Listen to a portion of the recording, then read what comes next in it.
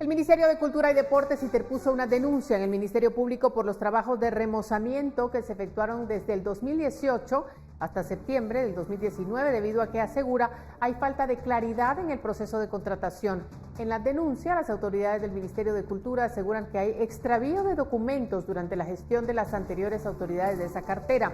Los trabajos tuvieron un costo de 33 millones de quetzales y se adjudicaron durante la gestión precisamente de esa cartera de Elder de Jesús Uchite Vargas, quien se encuentra prófugo de la justicia por irregularidades detectadas cuando dirigió ese ministerio.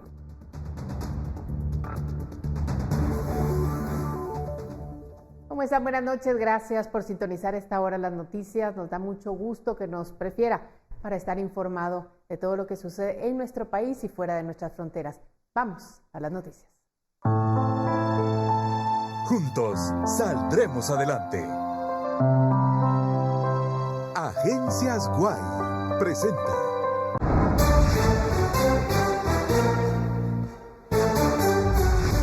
Autoridades desmienten amenazas de plagios. Comando Antisecuestros de la PNC confirma la desarticulación de 2 estructuras, además de 16 casos investigados.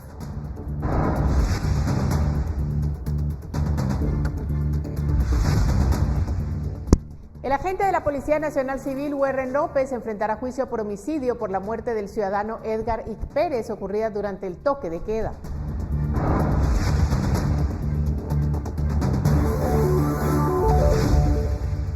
Hospital Temporal para atender casos de COVID-19 registra incrementos de pacientes. Personal médico se alista para segunda ola de contagios.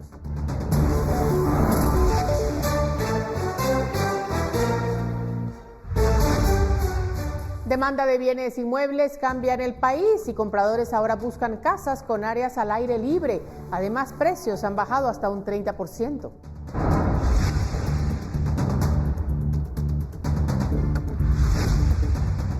En temas internacionales, gana fuerza la campaña presidencial 2020 en Estados Unidos y tanto Trump como Biden continúan gira por los estados indecisos.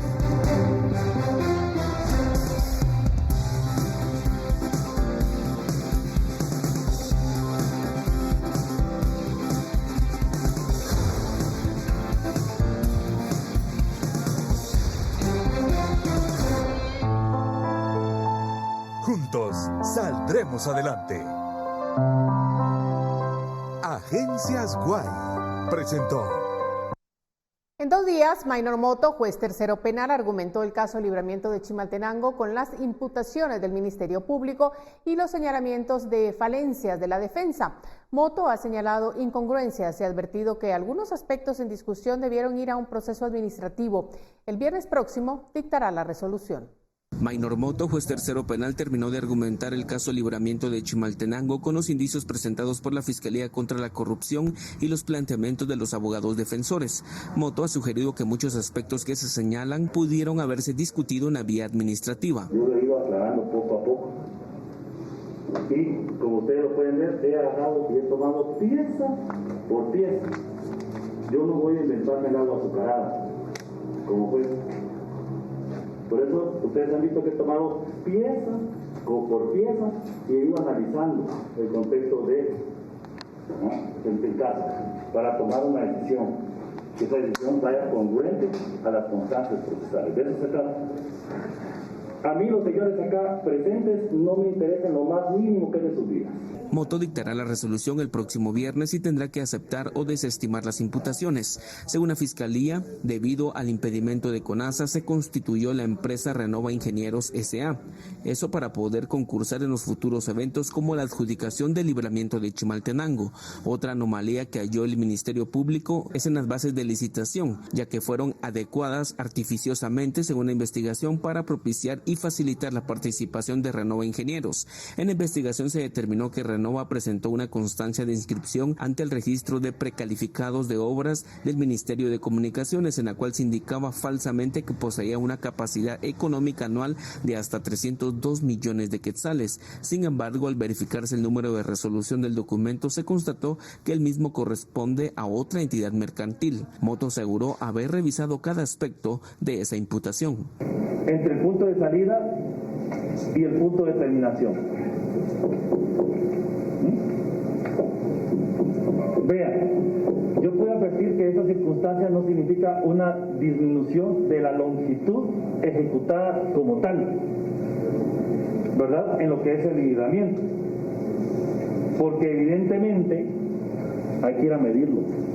El juez considerará si hubo o no irregularidades para que se investiguen por supuestos dueños de terrenos que cobran por derecho de vía en ese proyecto carretero. Es otra de las imputaciones del Ministerio Público. Con imágenes de Carlos Hernández, reportó Edwin Pitán.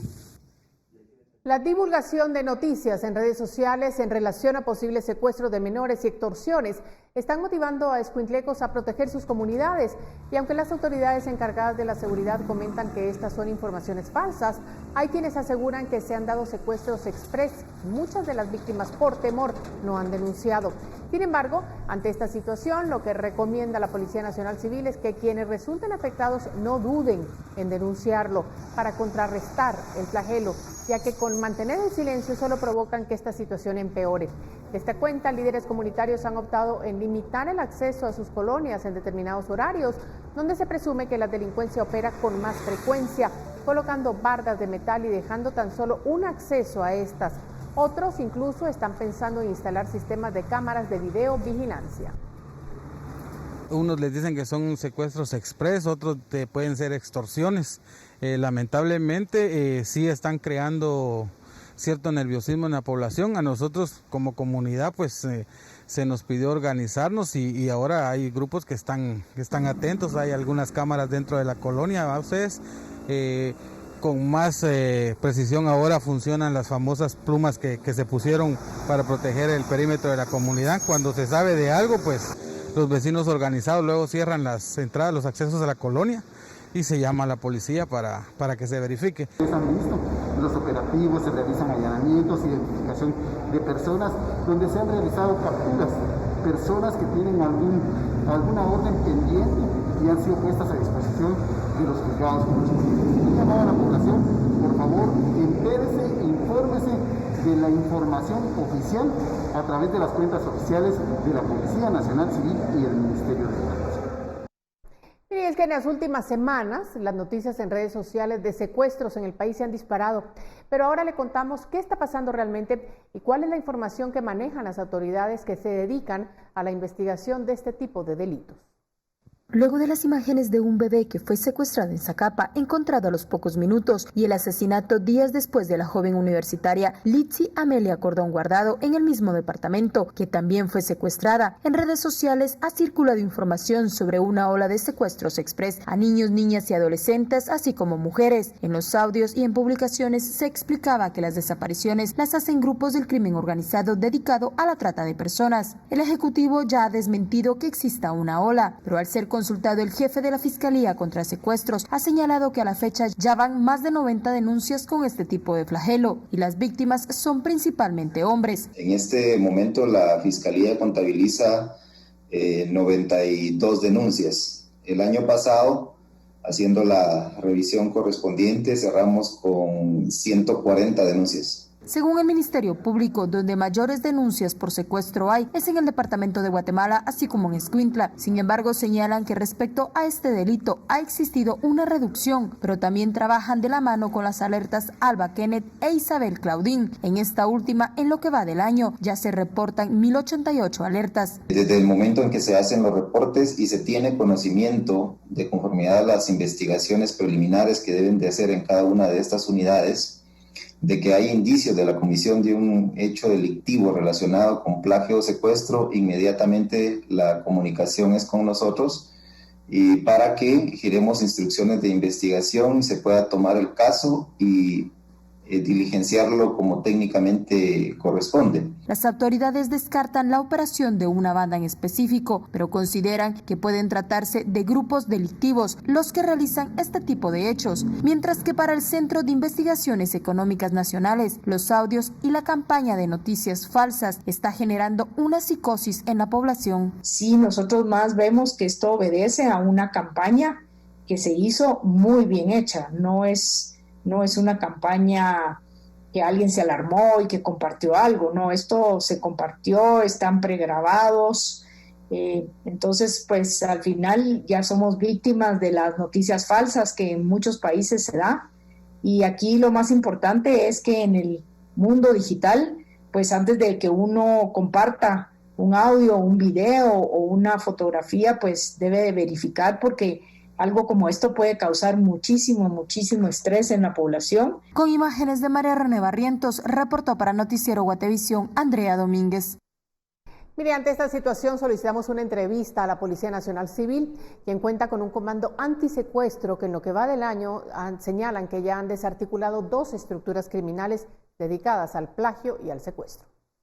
Mientras el Ministerio Público contabiliza 92 denuncias de secuestros este año, el Comando Antisecuestros de la Policía Nacional Civil, integrado por 50 investigadores, han reportado 16, logrando el rescate de 11 personas vivas, 3 fallecidas y 2 de quienes aún no se han revelado detalles. Si bien es cierto, el año pasado se desarrollaron múltiples operativos, en la actualidad pues tuvimos el problema de la pandemia y hemos reactivado todas las actividades operativas.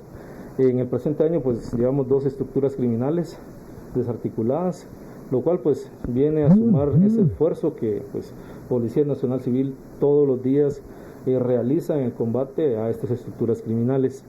Y pues tenemos otras proyecciones operativas que por seguridad pues no las vamos a mencionar. Tenemos en la actualidad, de enero a la fecha, 16 casos registrados, los cuales han tenido su tratamiento específico.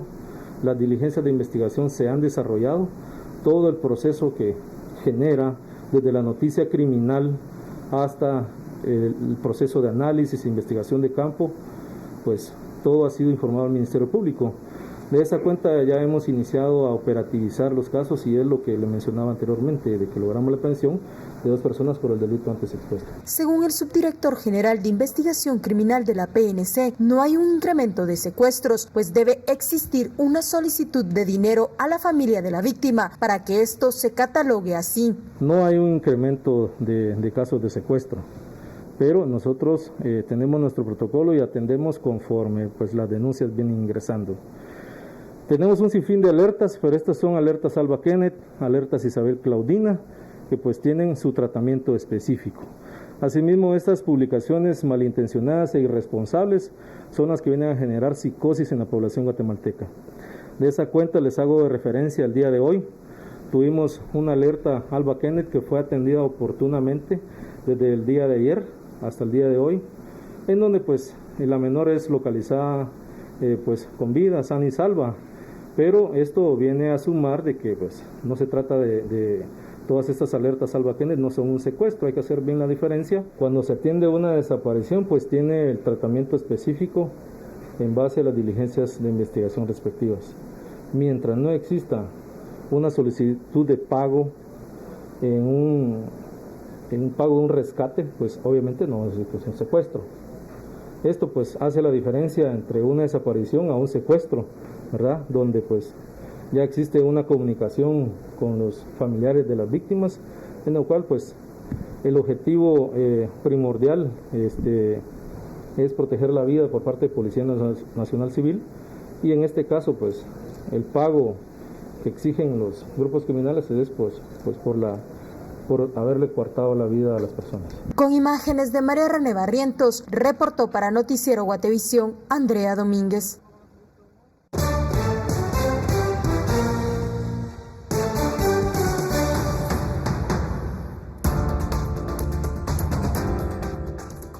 Áreas de intensivo de hospitales en los departamentos empieza a saturarse con casos de COVID-19. Volvemos con este y otros temas luego de la pausa.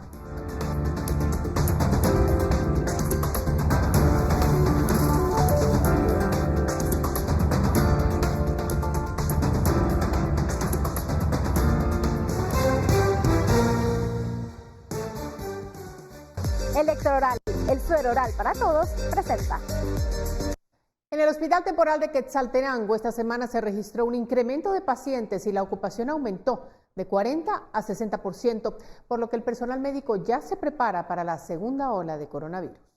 Durante al menos 3 semanas, el Hospital Temporal COVID-19 registró un descenso de pacientes críticos y su ocupación se mantuvo en el 40%, pero esta semana incrementó al 60%. Quiero contarles que lamentablemente empezamos a subir otra vez. Tuvimos una época con un 40-45% de pacientes. Ahorita ya vamos llegando a un 60%. Lamentablemente, pero estamos subiendo otra vez. Creo que se empieza a manifestar la segunda oleada, pues tenemos que tener mucho cuidado. Los 450 trabajadores del Hospital Temporal de Quetzaltenango se preparan para la segunda ola de casos COVID-19. Porque nosotros tenemos un total de camas de 134 camas. Todos los pacientes que vienen son pacientes críticos.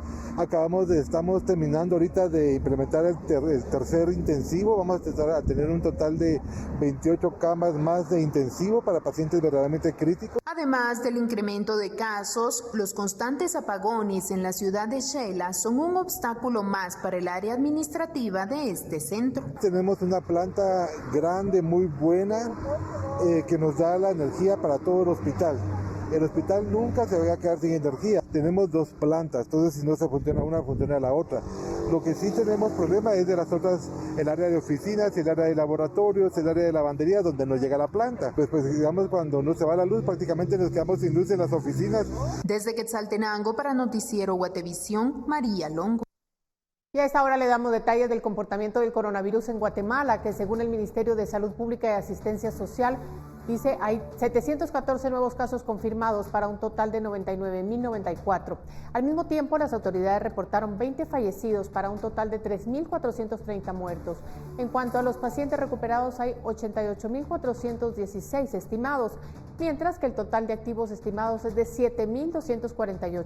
Cabe resaltar que solo se realizaron 4.566 pruebas. Recuerden que esos datos corresponden a la actualización del 13 de octubre, desde las 0 hasta las 23 horas con 59 minutos. Y vamos ahora a continuar informando, pero vamos a cambiar completamente el tema.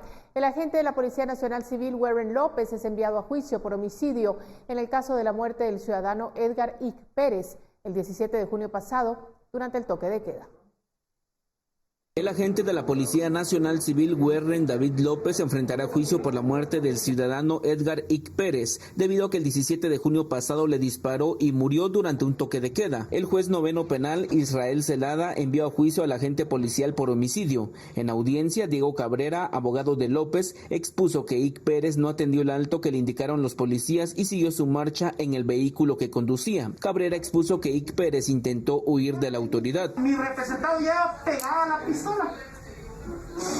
Todos entenderán, su señoría, que cuando él lo saca y lo tiene aquí enfrente, él le apuntó, y no es así. Cuando hablamos de la fuerza irresistible, es en el momento en que el señor Pérez se voltea y hace fuerza.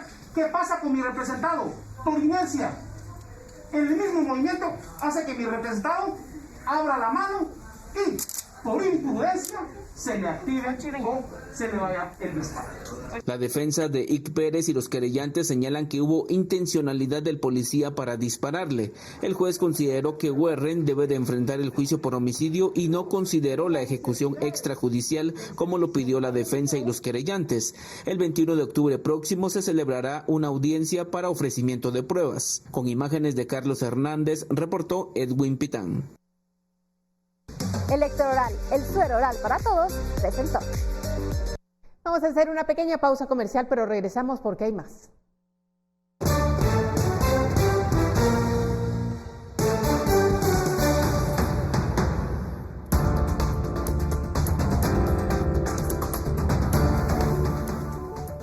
Compras en el sector inmobiliario cambiaron. Guatemaltecos buscan ahora áreas al aire libre. El porqué del cambio se lo explicamos luego del corte.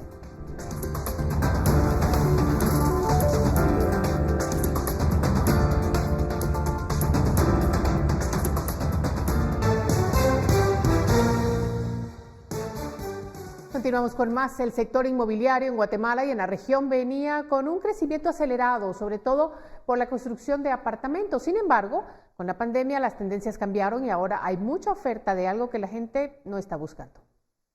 La modalidad antes de la pandemia había sido adquirir apartamentos en donde el comprador estuviera cómodo, en un espacio pequeño y cercano a su lugar de trabajo.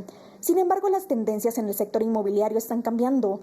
pues la búsqueda de casas con áreas al aire libre han incrementado. Ahora tenemos todo lo contrario, tenemos muchas personas que tal vez piensan, bueno, no me importa tanto tener que viajar a la oficina si tengo, ¿verdad? Si lo que tengo que hacer es ir una vez por semana o 2 veces por semana.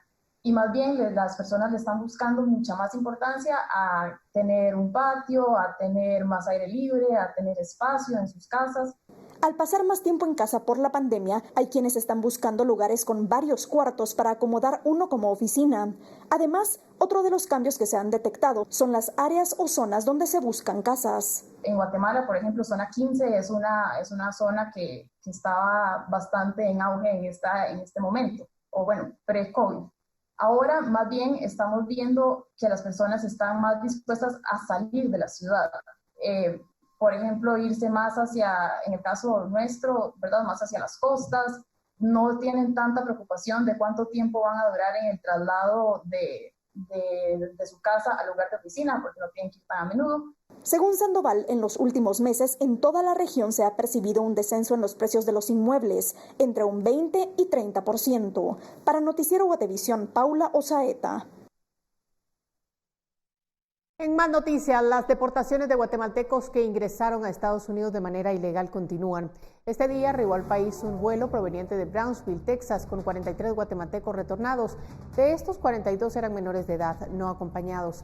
Hasta el 12 de octubre, el Instituto Guatemalteco de Migración contabilizaba 536 menores de edad retornados desde Estados Unidos, de los cuales 400 son niños y 136 niñas. En total, Migración contabiliza 17.834 guatemaltecos deportados desde Estados Unidos en 202 vuelos.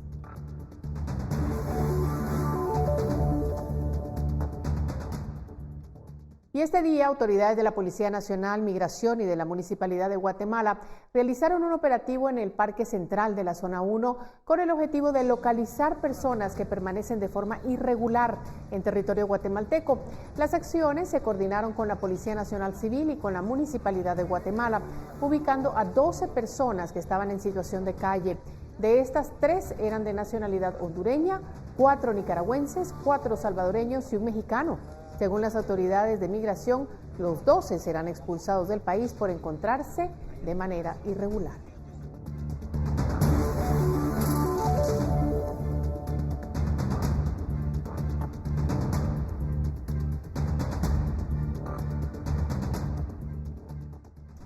Bueno, en Antigua Guatemala, la Fiscalía Especial contra la Impunidad realiza allanamientos en una vivienda. Según las autoridades del Ministerio Público, el caso que investigan está bajo reserva. Edwin Pitán tiene información del caso. Y lo vamos a, por supuesto, a estar ampliando porque la Fiscalía Especial contra la Impunidad ha desarrollado, como ya le decíamos, este cateo este 14 de octubre en Antigua Guatemala. El Ministerio Público informó que el caso está en investigación, por lo tanto, no pueden dar detalles. Una fuente dijo que el objetivo era búsqueda de documentación, pero por ahora no se conoce de qué caso pueda tratarse y qué resultados ha arrojado. Hasta esta noche, el MP no amplió información sobre la diligencia que ya había concluido. Bueno, y con esto vamos a hacer una pausa comercial y vamos a regresar, eso sí, después del programa Razón de Estado.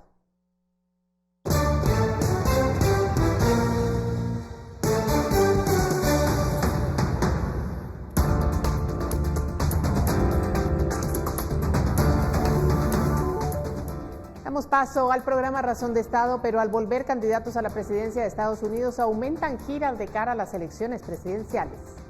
Volvemos después de Razón de Estado.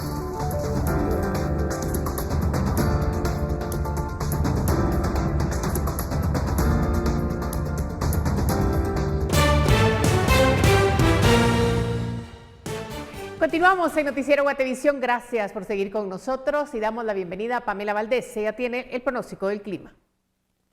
María Luisa, muy buenas noches, qué gusto saludarte. Es momento de compartir las condiciones y la perspectiva climática para las próximas horas y de mañana para que ustedes en casa lo puedan tomar en consideración. Continuamos con condiciones de cielos parcialmente nublados para esta noche en la mayor parte del territorio nacional, con probabilidad de lloviznas de moderadas a severas, especialmente sobre la franja transversal del norte. Estas mismas condiciones se mantendrán para mañana para que usted lo pueda tomar en cuenta y además pues tendremos probabilidad de actividad eléctrica, especialmente sobre las Verapaces y el departamento departamento de Izabal y en el departamento de Petén. Esto es favorecido por el ingreso de humedad de ambos litorales del Atlántico y del Pacífico. Veamos las condiciones a continuación en los próximos días, específicamente en la ciudad capital. Esperamos para el jueves condiciones de cielos parcialmente nublados con una temperatura máxima de 25 grados centígrados. Para los días viernes y sábado se esperará actividad eléctrica, especialmente en horas de la tarde y parte de la noche, y sus temperaturas máximas se estarán registrando de 25 grados centígrados para ambos días.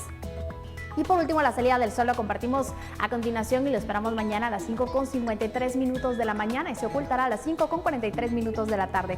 Hasta aquí con información del clima. Regreso contigo, Mera Luisa. Que tengan una excelente noche.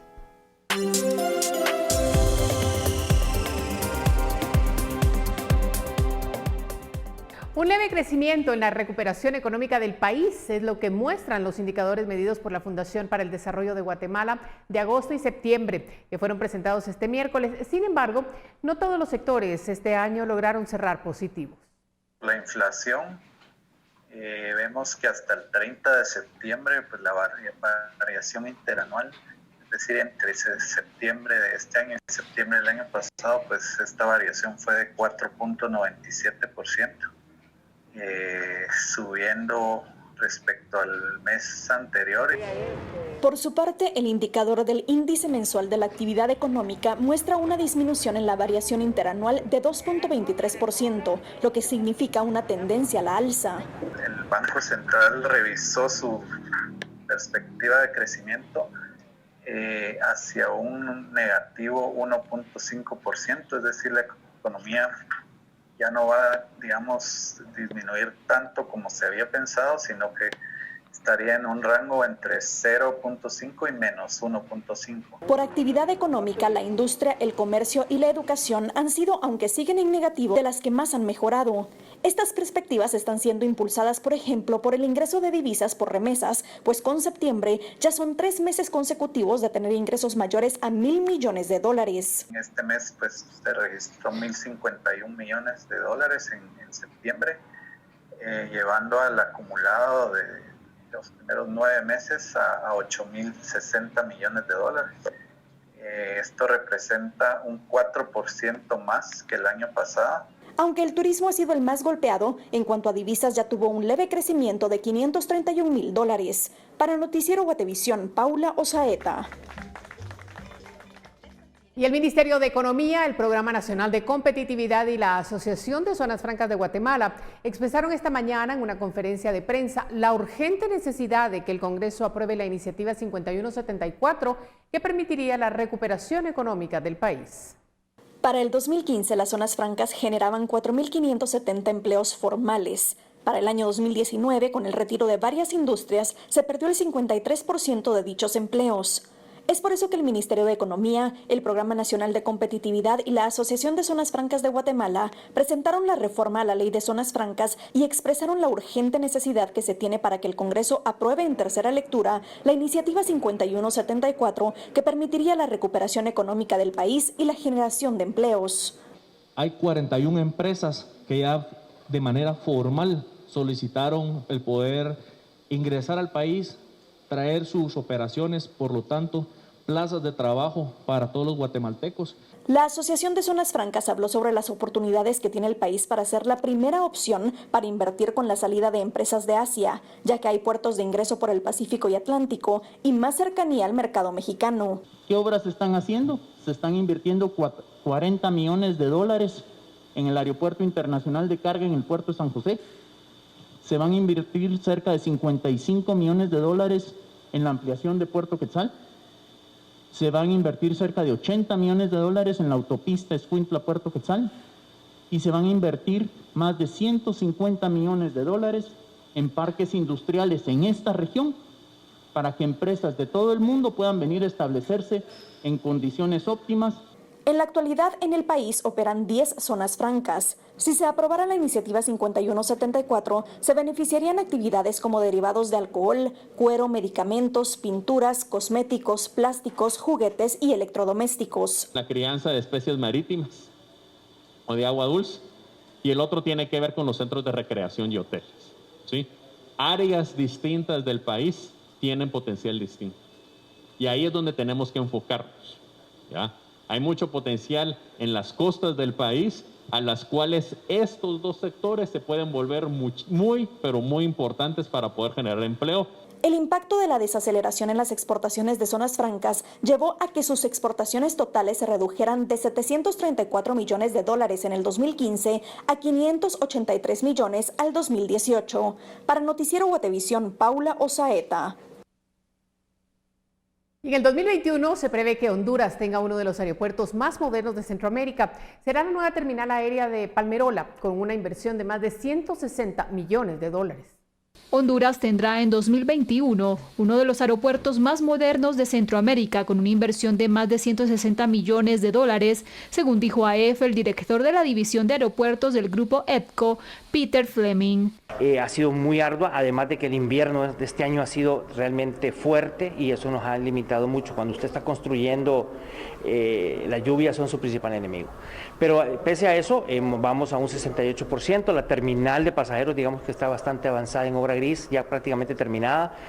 El aeropuerto tendrá alrededor de 470 cámaras de vigilancia, una subestación de energía y un sistema de apertura y cierre electrónico manejado desde un centro operativo, lo que dará mucha modernidad al aeropuerto. Esta terminal va a tener una característica importantísima. Es la primera terminal en Centroamérica operando que va a tener un sistema de VHS, un sistema de Baggage Handling System, que consiste en un sistema de manejo de equipaje inteligente por código de barras. Entonces, Fleming destacó que el nuevo aeropuerto operará las 24 horas y tendrá una pista de 2.400 metros, lo que le dará una ventaja competitiva frente al Internacional de Toncontín.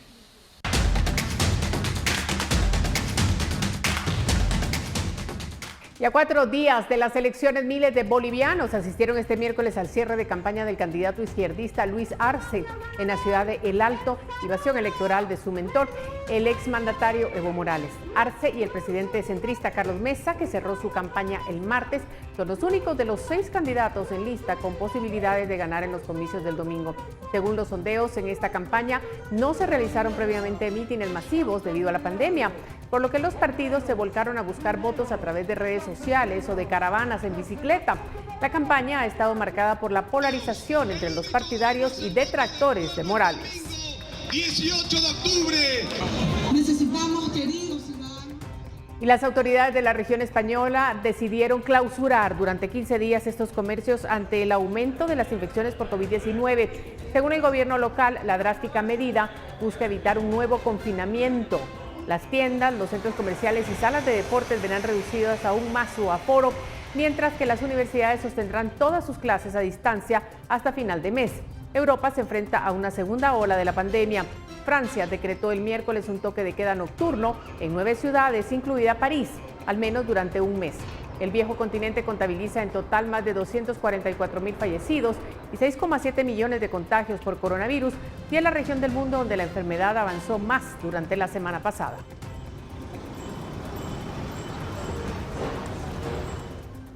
Y el video de un automovilista que incrimina a los gritos a un hombre judío en Nueva York por no usar mascarilla en la vía pública ha causado una ola de indignación en las redes sociales. En las imágenes se aprecia cómo el sujeto al volante pasa al lado del peatón y le grita: "Ponte la mascarilla, hay casos de COVID, apúrate, póntelo", a lo que el transeúnte reacciona con un sobresalto y colocándose el tapabocas.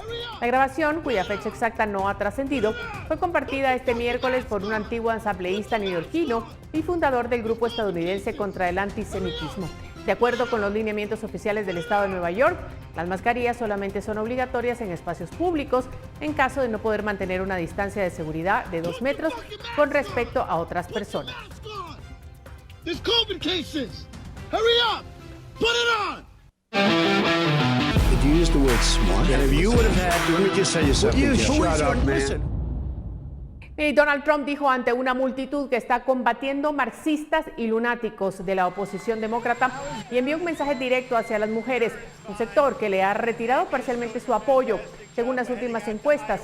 En el discurso que brindó el candidato republicano busca captar el apoyo de las mujeres de zonas suburbanas bajo la retórica de la ley y el orden. A solo 19 días de los comicios, el 3 de noviembre, Trump también volvió a disparar todas las estridencias de su arsenal contra los demócratas e insultó a Biden sobre su estado mental.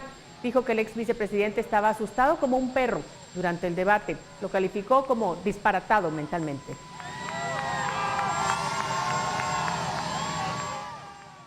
Y la campaña presidencial de Estados Unidos gana fuerza y ambos candidatos, Donald Trump y Joe Biden, continúan su gira por los estados indecisos para concretar su triunfo. Esto cuando los dos podrían, en cierto modo, enfrentarse este jueves a realizar 2 cabildos televisados al mismo tiempo. Si bien el presidente Trump no debatirá con Joe Biden en el mismo escenario este jueves por la noche como se planeó originalmente, los dos candidatos se disputarán la audiencia nacional al participar en el mismo horario en 2 cabildos televisados con los votantes. Trump estará en Miami con NBC, mientras Biden participará en Filadelfia con la cadena ABC. El mandatario ofreció amplias pruebas médicas que garantizan su salud y su negatividad al COVID-19, confirmadas también por el máximo infectólogo del país, el doctor Anthony Fauci. La noticia llega en medio del fragor de la campaña en los estados indecisos, donde Trump habló en Pensilvania mientras Biden estuvo en Florida. Y podría haberme quedado en el sótano de la Casa Blanca o tal vez en el último piso de la Casa Blanca. Podría haber hecho eso, pero soy el presidente de Estados Unidos. No puedo hacer eso. Tengo que salir y tengo que encontrarme con gente y tengo que ver gente y sé que es arriesgado hacer eso, pero tienes que hacer lo que tienes que hacer. Me postulo como un demócrata orgulloso, pero gobernaré como presidente estadounidense. Trabajaré para los demócratas y republicanos. Trabajaré por los que votaron en mi contra, tanto como por los que votaron por mí. Esto es el trabajo de un presidente, sanar. A 19 días de los comicios, Trump buscará en Iowa fortalecer su base, un estado que ganó fácilmente 4 años atrás, mientras el vicepresidente Mike Pence estará en Michigan, otro estado indeciso. La vocera del presidente afirmó que el mandatario participará en varios mitines cada día. Entre tanto, este miércoles, Biden tendrá solo un evento virtual de recaudación de fondos, pero surgió la noticia de que muy pronto el expresidente Barack Obama empezará a hacer campaña por el candidato demócrata. Jacopo Luzzi, Voz de América, Washington.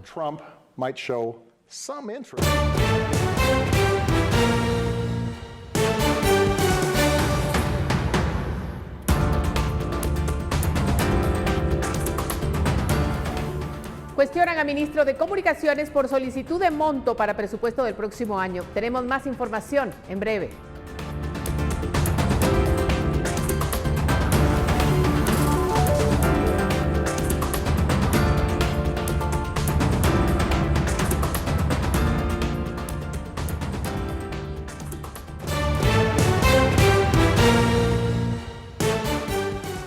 La campaña regional Niñas con Igualdad de la organización Plan Internacional trata sobre la voz y el poder de niñas y mujeres jóvenes, defendiendo su liderazgo en la ruta hacia la igualdad de género.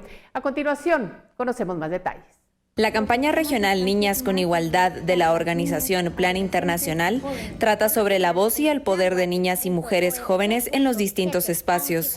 Busca visibilizar las brechas y barreras a las que se enfrentan y en que tienen que ver de alguna manera con el acceso a la tecnología y el abuso, acoso y otras formas de violencia hacia ellas en las redes sociales. Uno de los principales hallazgos que encontramos en esta investigación es que aproximadamente el 58% de las adolescentes, mujeres jóvenes y niñas que tienen acceso a las redes sociales a través del Internet han tenido alguna forma de acoso en línea. Acoso sexual, acoso físico, incluso hasta algunas amenazas físicas y de violencia también dirigidas a ellas. Es responsabilidad de todas las personas frenar el acoso que viven las niñas y adolescentes en redes sociales, por lo que esta campaña también realiza las tomas de poder en donde las niñas se pueden apoyar entre ellas y exponer sus ideas a las máximas autoridades. Al ser vocera, pues puedo aportar a mi comunidad, a mi familia, a la sociedad, incluso apoyar a otras niñas, expresarme libremente y compartir mis conocimientos con las demás personas. Entonces, ser vocera realmente ha cambiado mi vida y me hace descubrir muchas más oportunidades. El acceso a Internet es fundamental para que la niñez pueda continuar con sus estudios y seguir participando en espacios donde puedan exponer sus ideas. Reportó para Noticiero Guatevisión, María Olga Menaldo. Y el Tribunal de Sentencia Penal de Mayor Riesgo condenó a Maximino Milagro de Jesús Gómez Serrano, enjuiciado por el caso de lavado y política. La pena fue por los delitos de asociación ilícita y cohecho activo, que suman 13 años y 9 de prisión. Además, una multa de 50,000 quetzales. Gómez Serrano fue asistente del exdiputado Manuel de Jesús Barquín Durán. Fue detenido en julio del 2015 en San Benito, Petén. La investigación se relaciona por las denuncias sobre la existencia de una estructura que operaba desde 2008 en Jutiapa y otros lugares fronterizos, la cual se dedicaba a desarrollar actividades de lavado de activos y contaba con la colaboración de autoridades locales y nacionales. Sumó unos 33 millones de dólares. Edgar Morales Guerra, alias Chico Dólar, uno de los cabecillas, fue condenado por este caso a 38 años de cárcel y al pago de 119 millones de quetzales.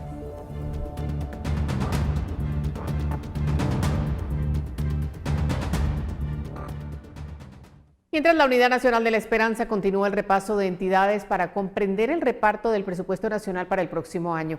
Esta mañana citaron al ministro de Comunicaciones, la cartera que más beneficiada se ha visto con este proyecto financiero. Nos vamos a endeudar con 4.500 millones de quetzales en bonos del Tesoro, vamos a comenzar a pagar intereses y capital y no tenemos todavía los estudios, los planos, los diseños de todas estas obras. Dentro del proyecto de presupuesto para 2021, la entidad que más ha crecido en cuanto a monto asignado es el Ministerio de Comunicaciones, Infraestructura y Vivienda. Y para cuestionar precisamente ese incremento, la Unidad Nacional de la Esperanza citó al jefe de la cartera. Hay 4.560 millones destinados para un programa de reactivación económica, donde 2.800 son del Ministerio de Comunicaciones, la Transversal del Sur, el Puente Belice 2, la C50, una ampliación de Santo Tomás y, si no mal recuerdo, el otro proyecto tiene que ver con el anillo regional. Algo justificado por el ministro Lemus. Estos son proyectos grandes y que hemos hecho algunos avances, pero sí, aún no han terminado, pero tenemos planificado que a final de año tengamos terminados al 100% todos los estudios. Quien además explica que algún proyecto es de labor interinstitucional. De hecho, 2 estudios lo está trabajando la municipalidad y los van a donar al Ministerio de Comunicaciones, que es el Puente del Lice 2 y la vía 3 metropolitana. El tema del muelle del adelanto, que hay algún avance de unos años anteriores en una planificación, y pues el Ministerio de Comunicaciones que tiene que trabajar el anillo regional 50 y la Transversal del Sur. Esta es una citación más dentro del rally para analizar el presupuesto para el próximo año, el cual debe aprobarse antes del 30 de noviembre. Con imágenes de José Castro, reportó para Noticiero Guatevisión, Felipe Garrán. Y el empresario Jaime Aparicio Mejía es enviado a juicio por cohecho activo en el caso Construcción y Corrupción. El Ministerio Público señala que Aparicio Mejía dio dádivas al exministro de Comunicaciones, Alejandro Sinibaldi, para agilizar el pago de deuda de arrastre. En el caso Construcción y Corrupción, la jueza de mayor riesgo D, Erika Ifán, envió a juicio al empresario de la construcción Jaime Ramón Aparicio Mejía por el delito de cohecho activo. Su vinculación al caso, según la investigación de la Fiscalía Especial contra la Impunidad del Ministerio Público, fue por la entrega de dádivas y bienes en uso para el exministro de Comunicaciones Alejandro Sinibaldi, que sumaron 8.2 millones de quetzales, además de 2 vehículos. Aparicio Mejía, según la investigación, dio dádivas a Sinibaldi para que se agilizara el pago de deuda de arrastre que tenía la cartera con sus empresas. Los fiscales han señalado que los sobornos de Aparicio Mejía fueron entregados por medio de las entidades mercantiles Constructora Giré y Servicios Calificados de Construcción. También se usó la Corporación Constructora Benelli S.A. En este mismo caso, Sinibaldi está ligado a proceso y se desconoce por qué delitos, debido a que su caso está bajo reserva. Por este proceso, antes de que estuviera con restricciones, el exministro dijo que hubo más de 250 compras de voluntades para adjudicar proyectos de carreteras, reportó Edwin Pitán. Y la mitad de los corales de la Gran Barrera en Australia pereció en los últimos 26 años. Así afirmó el miércoles un estudio científico que advirtió que el calentamiento del planeta está alterando de manera irreversible este ecosistema submarino. La mitad de los corales de la Gran Barrera en Australia desapareció en los últimos 25 años. Eso afirmó el miércoles un estudio publicado en el diario científico Proceedings of the Royal Society, que advirtió que el calentamiento global está provocando cambios irreversibles en este ecosistema submarino. Las especies más grandes son las que se han visto más afectadas, y según los autores del estudio, estos corales proporcionan rincones en los que muchos peces y criaturas se refugian, por lo que perderlos modificará todo el ecosistema. El calentamiento de las aguas provocado por el cambio climático hace concretamente que las algas que viven sobre el coral desaparezcan. Este ecosistema ha sufrido un total de 5 momentos de blanqueamiento desde 1998, el último de ellos en 2020, y las previsiones de los expertos no son demasiado optimistas. El inmenso arrecife de 2.300 kilómetros de largo podría recuperarse si la temperatura del agua baja, pero también puede desaparecer si el fenómeno persiste. Además de tener un valor enorme desde el punto de vista ecológico y científico, se estima que genera unos 4.000 millones de dólares de ingresos turísticos a Australia cada año. Debido a su degradación, la Gran Barrera podría perder su estatuto de Patrimonio Mundial de la UNESCO.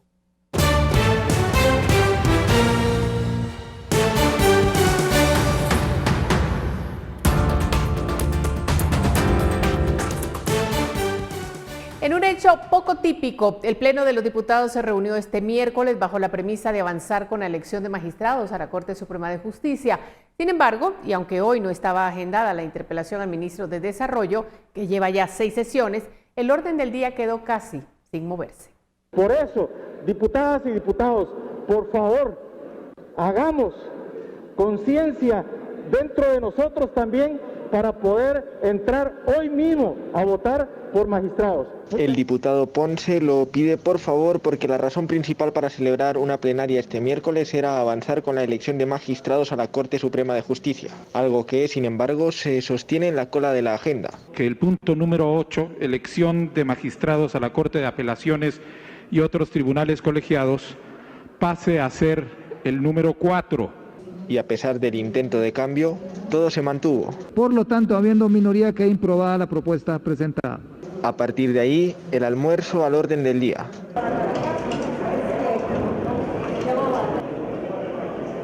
Y luego de varias lecturas ininteligibles,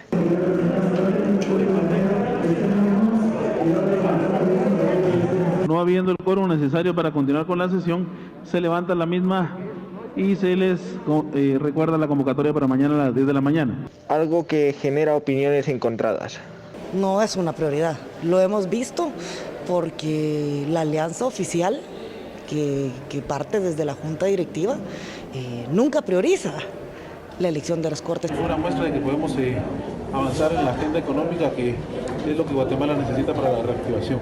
Es claro y evidente es que desafortunadamente no existe del lado del oficialismo la voluntad política que es necesaria para poder cumplir con la sentencia de la Corte de Constitucionalidad. La dinámica se mantiene, mientras que el hemiciclo se vacía, la agenda legislativa permanece llena y al final el trago gordo de la elección de magistrados. Con imágenes de José Castro y Byron García, reportó para Noticiero Guatevisión, Felipe Garrán. Bueno, así llegamos al final. Agradecemos que nos haya acompañado. Les recordamos que mañana tenemos 3 emisiones con mucha información y ponemos a las órdenes todas nuestras plataformas digitales. Y para despedirnos, estas imágenes de Mahmoud Al-Tohami. Es un maestro de canto islámico, una forma de arte de hace unos 1400 años, conocida como Inshad, que en estos tiempos interpreta el tema principal de la serie mundialmente conocida como Juego de Tronos. A los 41 años, Tohami se inspira en la rama mística sufi del Islam y está profundamente comprometido con la esencia espiritual de la antigua interpretación de poesía devocional y odas en la ciudad del Cairo, Egipto.